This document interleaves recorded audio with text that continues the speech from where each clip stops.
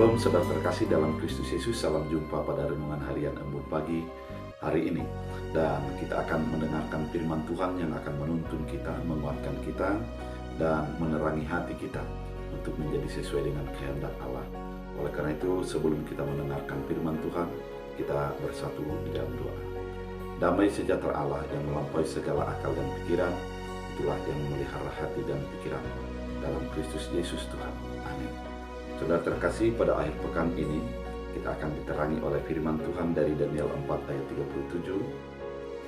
Dalam bahasa Batak Angkola dikatakan, jadi au sonari au si Nebukadnezar mamuji pagicat kondo pasanapkon raja di Banua Ginjang. Tutu jana tigordo sude pambenana jana bisa doya patarukon halat gina ginjang roha. Dalam bahasa Indonesia, jadi sekarang aku Nebukadnezar memuji, meninggikan, dan memuliakan Raja Sorga, yang segala perbuatannya adalah benar, dan jalan-jalannya adalah adil, dan yang sanggup merendahkan mereka yang berlaku congkak.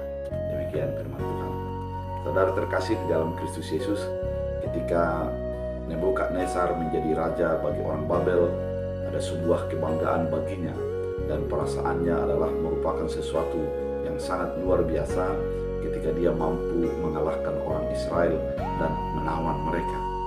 Kemudian ketika itu terjadi, maka Raja Nebukadnezar memerintahkan agar dibuat sebuah patung, yaitu patung Raja Nebukadnezar yang tingginya 60 hasta dan lebarnya 6 hasta, yang terbuat dari emas. Keadaan ini menjadikan orang harus menyembah kepada patung raja, dan siapa yang tidak menyembahnya maka akan dihukum, dimasukkan ke dalam perapian yang menyala-nyala. Banyak orang yang harus menjadi menyembah dengan perintah ini dan patuh. Kemudian ada 3 orang yang tidak patuh dari bangsa Israel. Mereka hanya tetap mengatakan harus menyembah Allah yang mereka sembah itu, yaitu Sadrak, Mesak, dan Abednego. Ketika mereka disuruh untuk menyembah, Sadrak, Mesak, dan Abednego mengatakan, tidak, kami hanya menyembah kepada Allah kami, karena Allah kamilah yang menjadi luar biasa. Kemudian keadaan ini menjadikan kemarahan kepada Raja Nebukadnezar. Dibuanglah mereka bertiga kepada perapian. Namun ketika dimasukkan, yang kelihatan di sana adalah ada 4 orang yang menari-nari di dalam perapian itu. Sehingga pada saat itu, padahal sesungguhnya api itu sangat menyala dan orang yang melakukan pembuangan itu saja terbakar, tapi mereka 3 masih tetap hidup dan menari-nari dalam api. Kemudian mereka dipanggil untuk keluar dari api itu dan menjadi selamat. Pada saat itu Raja Nebukadnezar membuat sebuah pengakuan terhadap Allah, bahwa Allah itu adalah tinggi dan luar biasa, Dia dahsyat dan hebat, dan siapa yang ditinggikan akan direndahkan, dan orang-orang yang akan takut akan Tuhan akan dibesarkan.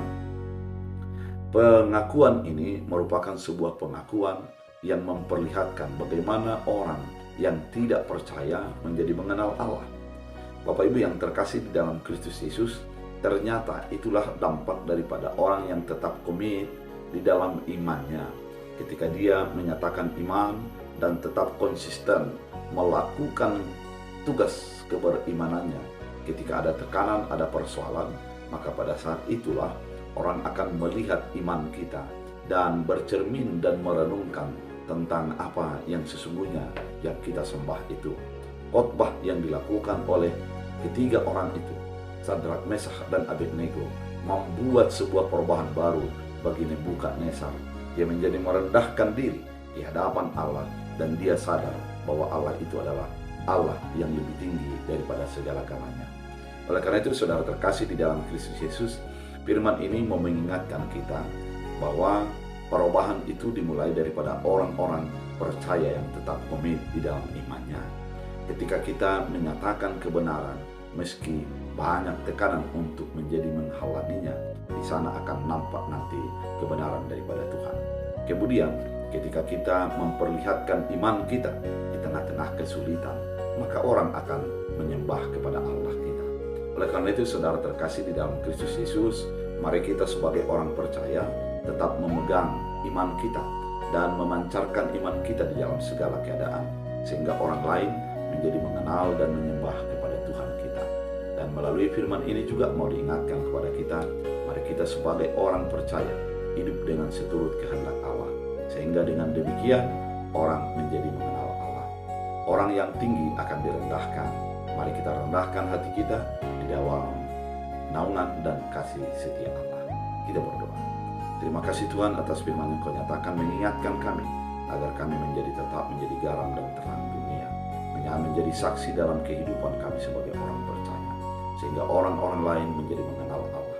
Biarlah segala hal apa yang kami hadapi akan memancarkan iman kami yang tetap setia kepada Kristus Yesus.